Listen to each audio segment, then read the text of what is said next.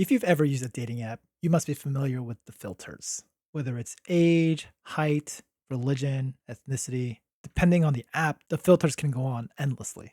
So, how picky should you be? You might say to yourself, the filters are already built into the app, and they reflect what kind of partner I want, so why not use them? Well, you might be creating your own unhappiness, trying to maximize your chances of finding an ideal partner. Let's get into it. Psychologist Barry Schwartz calls this phenomenon the paradox of choice. And in his TED Talk, he uses four examples to demonstrate how maximizing your ability to make the best decision does not make you happy with your choice. It often makes you less happy.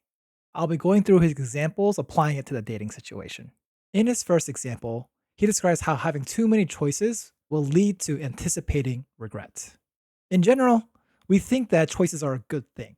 It tailors exactly what we want, exactly how we want it. So, in the context of a dating app, we're tailoring what we want by applying all the filters. But the app will often show people who fall outside your filters. And what do you do when that happens? Typically, depending on the filters that they don't pass, it's probably a quick swipe next. You're thinking to yourself, they're not exactly what I want. So I'll regret choosing them when I know that someone better might come along.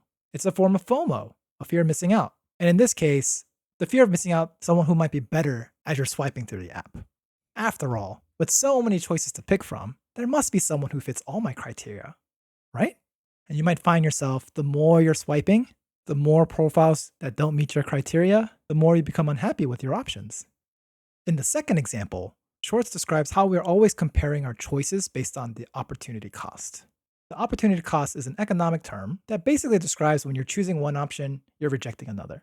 And the cost of that is based on the value of your alternative options. So when we apply that in dating, there are many alternative people to date. And if you're in the early stages of dating, you're not even committed to them exclusively. And if you're still swiping through the app, you might find yourself being attracted to the features that the person you're currently seeing doesn't have. And you begin to feel less satisfied with the choice that you've made so far. And you may even do this with the next person you match. You keep finding yourself noticing the attractive features that you want that your current choice doesn't have in someone else.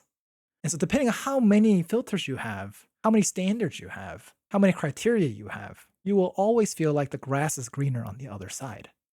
In the third example, Schwartz describes how it's also difficult to surpass our escalation of expectations. Like opportunity cost, escalation of expectations is another economic term that describes how our customer experience and standards continue to rise, making it harder to exceed them and harder to deliver positive experiences. I think food is a good example of this. A simple one is if you've gone from eating well done steaks to a medium rare steak, you may now be judging all your steaks based on how perfectly cooked it is. It can't be undercooked, it can't be overcooked, it's gotta be just right. And you might find yourself being unsatisfied with your steak if it isn't perfectly cooked, even if it tastes great. And so, similarly in romance, depending on what has influenced your idea of romance, whether it's movies, novels, TV shows, you're thinking that you want that kind of special relationship. Ideally, you want your partner to be your best friend, the best lover, the best communicator, the best of all worlds. And even if you meet someone who's a fairly decent person, and probably good for a relationship, to you, they might not fit your idea of an ideal partner. And so for people like this, they're much more in love with the idea of a relationship than an actual relationship. And no matter what kind of relationship they get in, they find themselves unhappy with it because it does not meet their ideal standard. In the fourth example, Schwartz described how we blame ourselves for all these bad decisions we make. In relationships, we blame ourselves for picking the red flags. We blame ourselves for missing all the signs. We think that, oh, we should have known better. And interestingly enough, we think we're rational people, but when it comes to love, we're all but rational. And we try to learn from our mistakes. And one way we apply that is by being more picky, right? We create more standards that people need to satisfy. We learn more about the signs of red flags that we need to avoid. And this vicious cycle of pickiness and unhappiness continues. For some, they give up on dating entirely. They get depressed that they can't seem to find any good choices. All in all, these examples demonstrate how maximizing finding the ideal partner with all the filters, all the criterias, all our standards, is more likely to make you unhappy with any decision that you make. So what can we do about this? I'll leave you with two food for thought. The first one comes from psychologist Tai Tashiro. and the 3 wishes in dating. The 3 wishes refers to how every attribute you want in a partner lowers your chances of finding someone who fits each wish.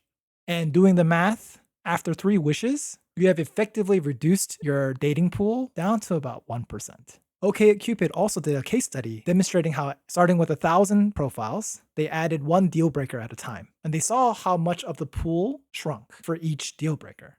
So rather than diminishing your dating pool and diminishing possible good candidates, Tai Tashiro recommends picking the top 3 most important traits that you desire in a partner.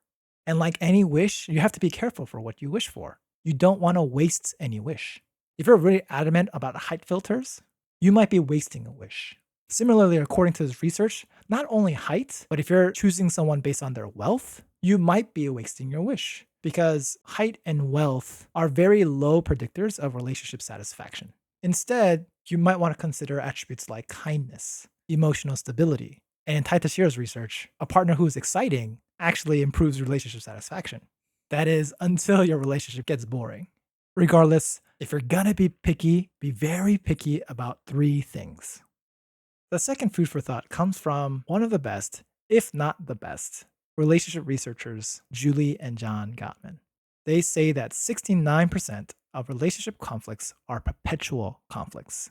These types of conflicts are ongoing conflicts that are not likely to be resolved and instead require ongoing management and communication throughout the relationship. These conflicts stem from fundamental differences, such as personality, values, or lifestyle preferences. Let me say that number again. 69% of all conflicts are perpetual conflicts. Over 2/3, every 2 out of 3. These conflicts will not be resolved. This means that rather than escalating our expectations, we need to recalibrate them. You cannot avoid these conflicts. In a sense, you have to choose what you're going to tolerate. Jordan Peterson would refer to this as you get to pick your poison.